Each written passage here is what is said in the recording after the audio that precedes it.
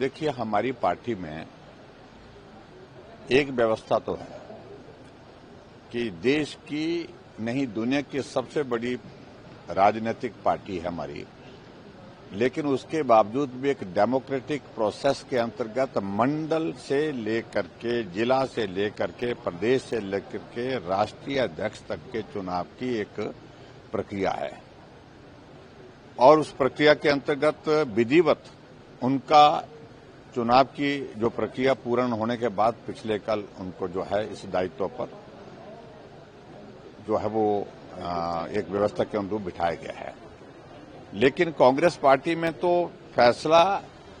एक परिवार करता है। परिवार के लोग भी 3 लोग बैठ करके राष्ट्रीय अध्यक्ष कौन होगा, चुनाव में टिकट किसको दिए जाएंगे, ये फैसले करने की प्रक्रिया कांग्रेस पार्टी की, इसलिए उनका कोई प्रश्न बनता नहीं हम पर खड़ा करने का, और इसलिए वो अपना झांक करके देखें। और सच्चाई तो ये है कि कांग्रेस पार्टी पूरे देश भर में जो है वो बुरी तरह से जो है वो समाप्त होने जा रही है। देखिए, हमारी पार्टी में एक व्यवस्था तो है कि देश की नहीं दुनिया की सबसे बड़ी राजनीतिक पार्टी है हमारी, लेकिन उसके बावजूद भी एक डेमोक्रेटिक प्रोसेस के अंतर्गत मंडल से लेकर के, जिला से लेकर के, प्रदेश से लेकर के राष्ट्रीय अध्यक्ष तक के चुनाव की एक प्रक्रिया है और उस प्रक्रिया के अंतर्गत विधिवत उनका चुनाव की जो प्रक्रिया पूर्ण होने के बाद पिछले कल उनको जो है इस दायित्व पर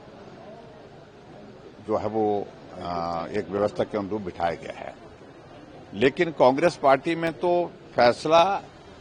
एक परिवार करता है। परिवार के लोग भी 3 लोग बैठ करके राष्ट्रीय अध्यक्ष कौन होगा,